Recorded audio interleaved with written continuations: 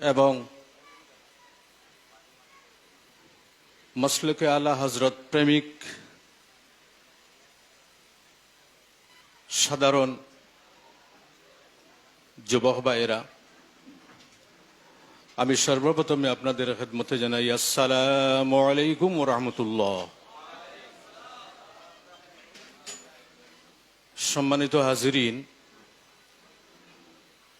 আলা হযরত সম্বন্ধে আপনারা অনেক কিছু শুনেছেন। আমিও আপনাদের সম্মুখে কিছুটা আলোচনা করব আমার জীবনের অভিজ্ঞতা থেকে। আমি যখন 1985 ইংরেজিতে রামপুরে গেলাম, রামপুরের সেই বিখ্যাত মাদ্রাসা জামিউল উলুম ফুরকানিয়াতে, তখন আলা হযরত সম্বন্ধে আমার খুব বেশি জানা ছিল না, কিন্তু একটা বিষয় কিন্তু আমাকে অস্থির করে তুলেছিল। সেই বিষয়টি হলো, যেদিকে যাই আলা হযরতের নাম শুনি।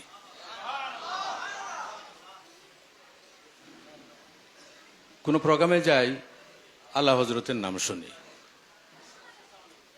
কোন মাহফিলে যাই আলা হযরতের নাম শুনি। আমার মনে আগ্রহ বাড়তে লাগলো, আলা হযরত কে?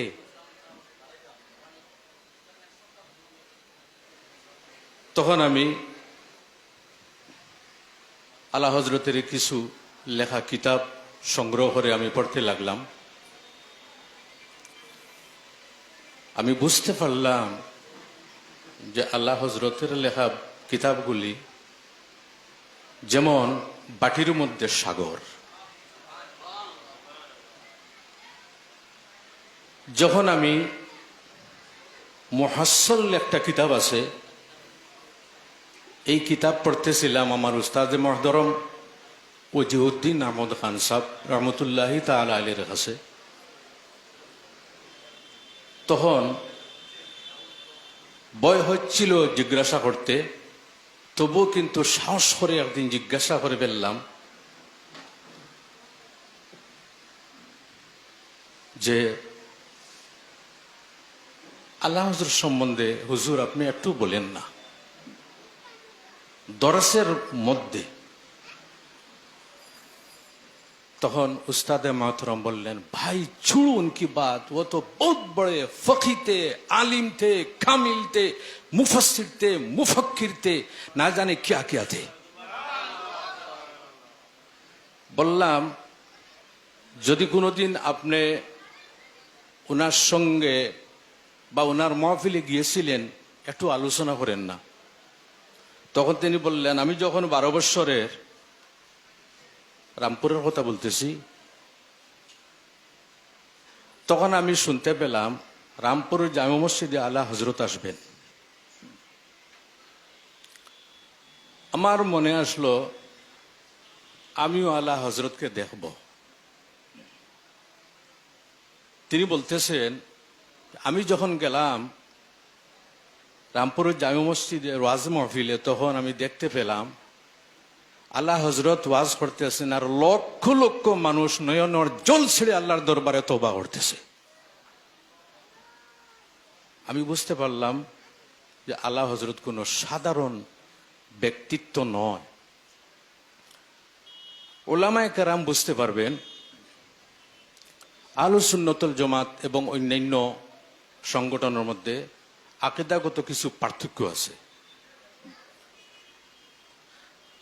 আমি কিন্তু আমার স্বভাব, আমি আমার তরিকায় থাকি, আমি কাহার উপর কাদা ছোড়াছুড়ি করি না, কিন্তু যদি কেউ কাদা ছোড়াছুড়ি করে তাহলে তাকে ছাড়ি না। আলা হযরত রাহিমাহুল্লাহ, আমার মনটা অস্থির, আমি কিভাবে ওনার জিয়ারত করব। একদিন ছুটি ছিল, বেরেলি শরীফ গেলাম। আপনারা মনে মনে ভাববেন বেরেলি শরীফ কেন বললাম। আপনারা যারা আছেন, যারা একটু জ্ঞানী গুণী, আজমির শরীফ বলেন। কি বলেন? একটু কথা বলবেন আপনারা, কি বলেন? বাগদাদ শরীফ, মক্কা, মদিনা। এইভাবে কোন কোন ব্যক্তির কারণে জাগার সম্মান বেড়ে যায়, আলা হজরতের কারণে গোটা বেরেলি কেন। আমি যদি বলি যে পৃথিবীর অনেক জায়গা আলা হজরতের কারণে আলোকিত হয়ে আছে। কেন বললাম? আলা হজরত যখন হজে গিয়েছিলেন, যার যে শখ সেই জিনিসটা মন টানে।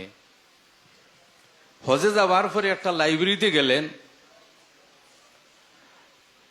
তখন লাইব্রেরির মালিক যে ছিল সে বলতে লাগলো, আতারিফুরা ইসাল মুদল্লিনা ফিল হিন্দ ইসমুহু আহমদ রেজা খান।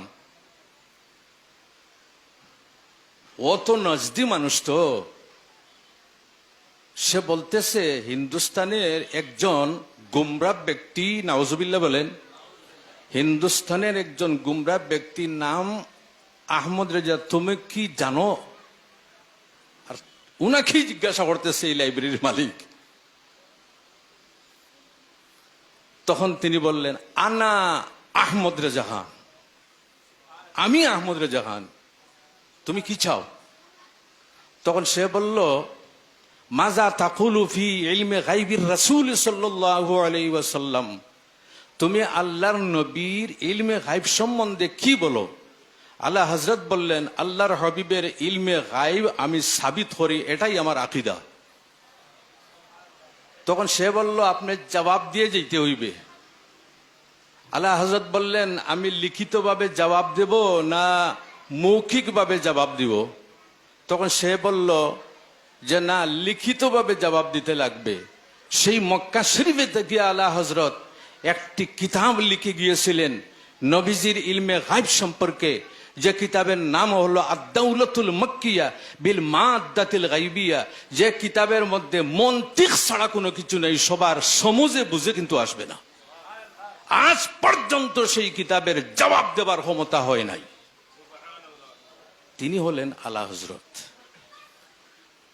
আল্লাহ সুবহানাহু ওয়া তাআলা যখন কোন সময় জাতির মধ্যে বিভ্রান্তি সৃষ্টি হয় কোনো কথার মাধ্যমে, যেভাবে বিভ্রান্তি সৃষ্টি হয়েছিল আকবর বাদশার দ্বারা দ্বীনে এলাহি বের করে, তখন হকপন্থী মানুষেরা আল্লাহর দরবারে দোয়া করতে লাগলো, আল্লাহ এখন কি হবে? দ্বীনে ইসলাম কি মিটে যাবে? আল্লাহ সুবহানাহু ওয়া তাআলা দ্বীনে ইসলামের সেই সময়ের যে দ্বীনে এলাহি বের করেছিল, সেই দ্বীনে এলাহিকে সংস্কার করার জন্য আল্লাহ সুবহানাহু ওয়া তাআলা আহমদ সরহিন্দিকে আল্লাহ এই পৃথিবীতে পাঠিয়ে দিলেন।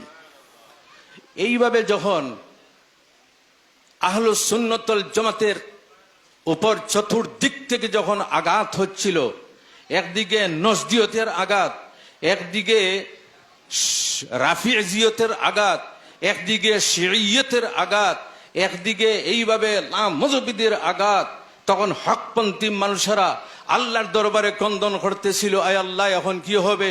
চতুর্দিক থেকে এই যে হক রাস্তার উপর যে আঘাত হইতেছে, তাদের দোয়া আল্লাহ কবুল করেন। এবং হিন্দুস্তানের জমিনের বেরেলি শরীফে আল্লাহ সুবহানাহু ওয়া তাআলা আলা হযরতকে পাঠিয়ে সমস্ত বাতিল পন্থীকে দূর করে ওদের বিরুদ্ধে অসংখ্য অগণিত কিতাব লিখে গিয়েছিলেন। স্মরণ শক্তি, আল্লাহু আকবার। আমাদের ছাত্রছাত্রী যারা আছে, স্মরণ শক্তি অত্যন্ত দুর্বল থাকে। কি বলবো আলা হযরতের স্মরণ শক্তি। আমি একটি কিতাবের মধ্যে পড়েছিলাম, মসজিদের মানুষেরা আসলো, আসার পরে বলল, হুজুর এই বছর তো আমরা মসজিদের মধ্যে খতম তেরাবি পড়াইব। আল্লাহ হযরত বললেন, ঠিক আছে, কোনো অসুবিধা নেই। 10-15 দিন অতিবাহিত হয়ে গেল, কোনো খবর নেই। মানুষ আসলেন, আসার পরে জিজ্ঞাসা করলেন, হুজুর কি হবে? ব্যবস্থা হবে। যখন রমজান মাসের মাত্র 2-3 দিন বাকি, তখন মানুষেরা বলল, হুজুর এখন পর্যন্ত কোনো ব্যবস্থা করেন নাই। আল্লাহ হযরত বললেন, ব্যবস্থা হবে। কোন দিন ব্যবস্থা হবে, কিভাবে ব্যবস্থা হবে, হাফিজগণ কি পাওয়া যাবে? আল্লাহ হযরত বললেন, আল্লাহ চাইলে সবকিছু হইতে পারে। দেখা গেল আল্লাহ হযরত আজিমুল বরকত রাহিমাহুল্লাহ প্রত্যেক দিন এক পারা কুরআন শরীফ মুখস্থ করে রাত্রে তারাবির নামাজ পড়াইতেন। আপনারা বলুন তো, ডেইলি এক পারা মুখস্থ করা কি সম্ভব? হয়তো 1 রুকু 2 রুকু পর্যন্ত মুখস্থ করতে পারেন, কিন্তু প্রতিদিন এক পারা মুখস্থ করে অনর্গল ভাবে রাত্রে কিন্তু আবার নামাজ পড়াইতেন। সুবহানাল্লাহ। এই ছিল স্মরণ শক্তি। এজন্য আহলুস সুন্নাত ওয়াল জামাতের কান্ডারি ছিলেন আলা হযরত। কিভাবে? যদি আমি বলি, আলা হযরত রাহিমাহুল্লাহর পীর ও মুর্শিদ যিনি কতটুকু মর্যাদাবান ছিলেন, পীর ও মুর্শিদ সৈয়দ আলে রসুল রাহিমাহুল্লাহ, তিনি বলতেছেন, আপনারা কিন্তু ভালোভাবে লক্ষ্য করে শুনবেন, আপনার ছেলে যদি যোগ্য হয় তাহলে আপনার গৌরব আছে, আছে কিনা? আপনার বাতিজা যদি কোনো বড় ধরনের আলিম হয় তাহলে আপনার গৌরব, দেশের গৌরব, দশের গৌরব। এজন্য হক্কানি উলামায়ে কেরামের প্রয়োজন আছে। হক্কানি বলতে সব দিক দিয়ে কিন্তু হক থাকতে লাগবে। আকীদা যদি খারাপ থাকে তাহলে কোনো সময় হক্কানি হইতে পারবে না। সৈয়দ আলে রসুল রাহিমাহুল্লাহ বলতেছেন, আল্লাহ যদি আমাকে কিয়ামতের দিন জিজ্ঞাসা করে, আপনারা শুনেন ভালো করে, আল্লাহ যদি আমাকে কিয়ামতের দিন জিজ্ঞাসা করেন যে হে সৈয়দ আলে রসুল তুমি কি নিয়ে এসেছো, তখন আমি আল্লাহর দরবারে বলবো, আল্লাহ কোনো কিছু নিয়ে আসিনি, কিন্তু একটা সম্পদ নিয়ে এসেছি, সেই সম্পদ হলো আহমদ রেজা খান। কতটুকু গৌরব! এজন্য যত সুন্নিয়তের কিতাব আছে সমস্ত পাইবেন বেরেলি হজরাতের। এই বেরেলি হজরত যারা, বালা হজরতের অনুসারী যারা, এদের কাছ থেকে, এদের দ্বারা রচিত কিতাবাদি আজকে আহলুস সুন্নাত ওয়াল জামাতের সম্পদ।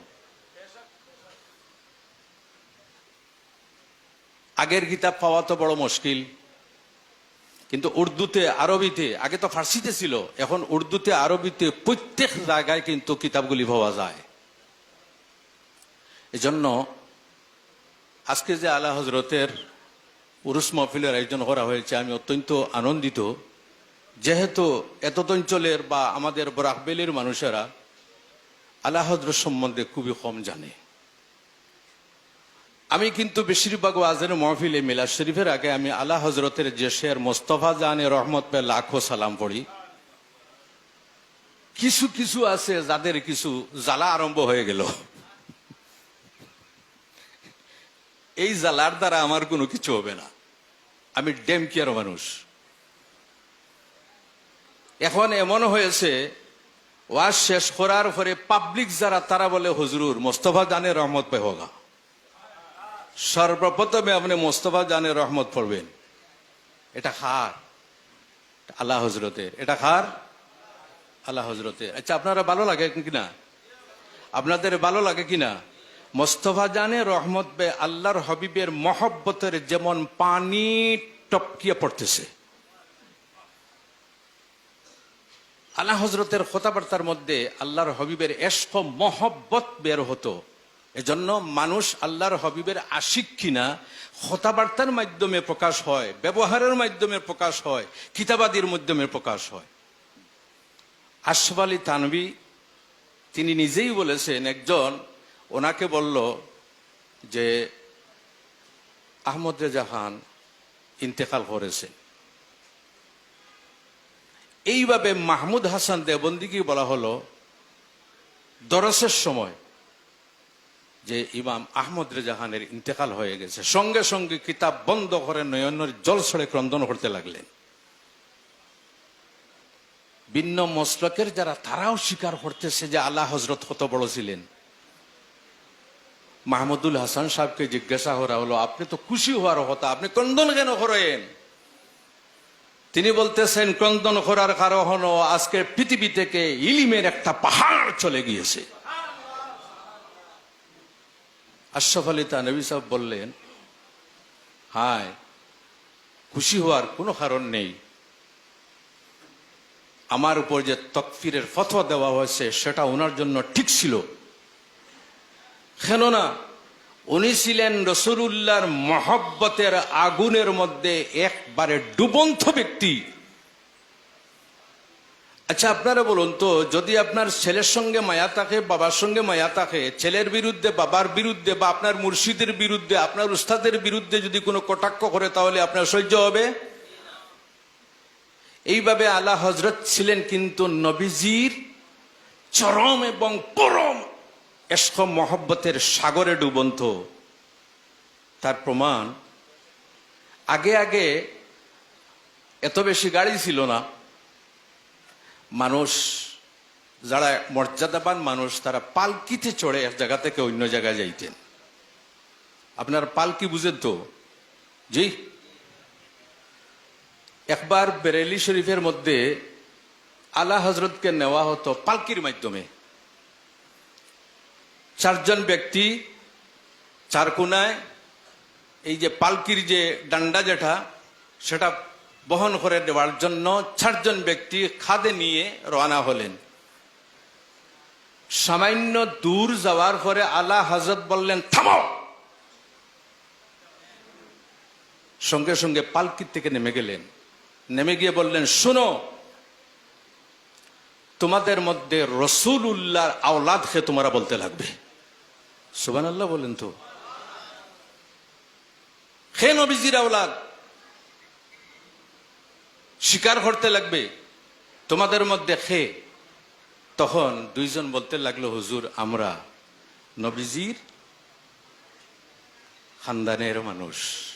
আল্লাহর হাবিব বলেন, এত বড় স্পর্ধা আমার, এত বড় আমার সাহস, আমি নবীজির খানদানের মানুষের খাদে উঠে খাদে ছড়ে আমি যাব? কখনো হইতে পারে না। আজকে তোমরা পালকিতে বসো, আর আমি আমদ জায়গা তোমাদেরকে বহন করে নিয়ে যাব। এই ছিল মহব্বত নবীজির। আমার নবীজির মহব্বতের দাবি করি, কিন্তু নবীর উপর কটাক্ষ করি, সেটা কি মহব্বতের দাবি? নবীজির মহব্বতের দাবি করি আর নবীজির প্রশংসা তুলতে রাজি নয়, এটা কি মহব্বতের দাবি? নবীজির মহব্বতের দাবি করি কিন্তু দুরূদ শরীফ আন্তরিকভাবে পড়তে রাজি নয়, সেটা কি মহব্বতের দাবি? নবীজির মহব্বতের দাবি করি কিন্তু নবীজির মহব্বতের যে চিহ্নগুলো আমাদের মধ্যে নেই, সেটা কি মহব্বতের পরিচয়? এজন্য আমার বুজুর্গণ, আমি বেশি লম্বা করব না, যে আলা হজরত শুধুমাত্র একজন ব্যক্তিত্বের অধিকারী নয়। আলা হজরত একজন, সেই একজনের কারণে লক্ষ লক্ষ মানুষকে আল্লাহ নবীর আশিক বানিয়ে দিয়ে গেছেন গোটা পৃথিবীতে। এখানে নয়, গোটা পৃথিবীতে। যাই হোক, ইউপিতে থাকা অবস্থায় আল্লাহ হজরতের কথা শুনতে শুনতে নিজের মনের মধ্যে, অন্তর মধ্যে শ্রদ্ধা সৃষ্টি হলো। তারপরে যা হবার, আমি কিন্তু কোনো কিছু প্রকাশ কম করি, সময় মতো কিন্তু আমি প্রকাশ করি। আমি কাহার উপর কটাক্ষ করি না, কিন্তু আমি যাকে ভালোবাসি তার কথা বলতে আমি ত্যাগ করি না। সুতরাং আজকে আপনারা এখানে আলা হজরতের উরুসের আয়োজন করেছেন, যারা সাহায্য সহযোগিতা করেছেন, আল্লাহ সুবহানাহু ওয়া তাআলা তাদেরকে দুনিয়া আখিরাতের মধ্যে কামিয়াব করুক, এবং আলা হজরতের ইশক মহব্বতের সামান্য ঝলক তাদের অন্তরের মধ্যে যেন আল্লাহ ঢুকিয়ে দেন। আল্লাহ সুবহানাহু ওয়া তাআলা আমাদের প্রত্যেককে আল্লাহর হাবিবের আদর্শে আদর্শবান হয়ে আল্লাহর হাবিবের আশিক হওয়ার তৌফিক দান করুন, আমিন। আমি আর বেশি বলতেছি না। ওমা আলাইনা ইল্লাল বালাগুল মুবিন। আসসালামু আলাইকুম। আমিন। আলহামদুলিল্লাহি রাব্বিল আলামিন। রব্বানা যালামনা আনফুসানা ওয়া ইল্লাম তাগফির লানা ওয়া তারহামনা লানাকুনান্না মিনাল খাসিরিন। ربنا آتنا في الدنيا حسنة وفي الآخرة حسنة وقنا عذاب النار وادخلنا الجنة مع الأبرار يا عزيز يا غفار يا رب العالمين رب العالمين আয় আল্লাহ, উরসে আলা হযরত রাহিমাহুল্লাহ সম্বন্ধে যারা সাহায্য সহযোগিতার হাত বাড়িয়ে দিল, আয় আল্লাহ, বক্তাগণ বিভিন্ন ধরনের বিষয় নিয়ে বক্তৃতা প্রদান করলেন, উলামায়ে কেরাম সমবেত আয় আল্লাহ শ্রোতাবৃন্দ সামনে উপস্থিত, আয় আল্লাহ আমরা প্রত্যেকে যে বিষয় নিয়ে আলোচনা করলাম আপনি কবুল ফরমাও। সর্বপ্রথমে আকায় নামদার হুজুর পুরনুর সাল্লাল্লাহু আলাইহি সাল্লামের খিদমতে আলী রুনার শান মোতাবেক পৌঁছাইয়া দেও। আয় আল্লাহ আপনার হাবিবের খাতিরে যত হক্কানি উলামায়ে কেরাম পৃথিবীর মধ্যে আছেন এবং পৃথিবীর থেকে বিদায় নিয়ে গেছেন, আর আমর রাহিমিন আয় আল্লাহ তাদের দরজা অনেক অনেক গুণ বৃদ্ধি করে দাও। বিশেষ করে ইমামে আহলে সুন্নাত আয় আল্লাহ আর আমর রাহিমিন ইমামে আহলে সুন্নাত মুজাদ্দিদে দ্বীনে মিল্লাত রাহিমাহুল্লাহর দরজা অনেক অনেক গুণ বৃদ্ধি করে দাও। আয় আল্লাহ আজকে আলা হযরতের অনেক অনুসারী পৃথিবীর মধ্যে আছেন, আয় আল্লাহ তাদেরকে আল্লাহর হাবিবের মহব্বতের প্রচার এবং প্রসার করার তৌফিক দান করো। আয় আল্লাহ আর আমর রাহিমিন একদিন দুনিয়া থেকে আমরা বিদায় নিব, যাওয়ার সময় যে পরীক্ষা, সেই পরীক্ষার মধ্যে আমাদের ইমানের নৌকাটা ডুবাইও না। সেই সময় আমাদের সম্মুখে আপনার হাবিব আকা আলাইহিস সালাম রাখিও, নয়ন ভরে দেখাইও এবং আমাদের জবান থেকে জীবনের শেষ কথাটা বাইর হরাইও, লা ইলাহা ইল্লাল্লাহু মুহাম্মাদুর রাসূলুল্লাহ। সুবহান রাব্বিকা রাব্বিল ইজ্জাতি আম্মা ইয়াসিফুন ওয়া সালামুন আলাল মুরসালিন ওয়াল হামদুলিল্লাহি রাব্বিল আলামিন। আমিন। আসসালামু আলাইকুম ওয়া রাহমাতুল্লাহ।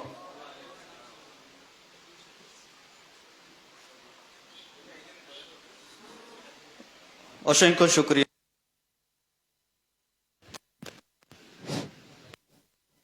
উস্তাদে মাহতারামকে ওনার মূল্যবান সময় দেওয়ার জন্য। এখন আমি মৌলানা কাসিম সাহেবকে অনুরোধ করব একটি কালাম পড়ার জন্য।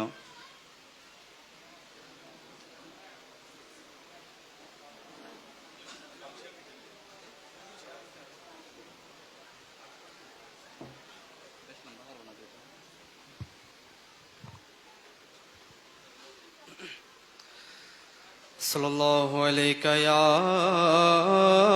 रसूल अल्लाह वसल्लम अलैका या हबीब अल्लाह। हुब्बे अहमद अज़ल से ही सीने में है, हुब्बे अहमद अज़ल से ही सीने में है, मैं यहाँ हूँ मदीने में है। पढ़िए सल्लल्लाहु अलैहि या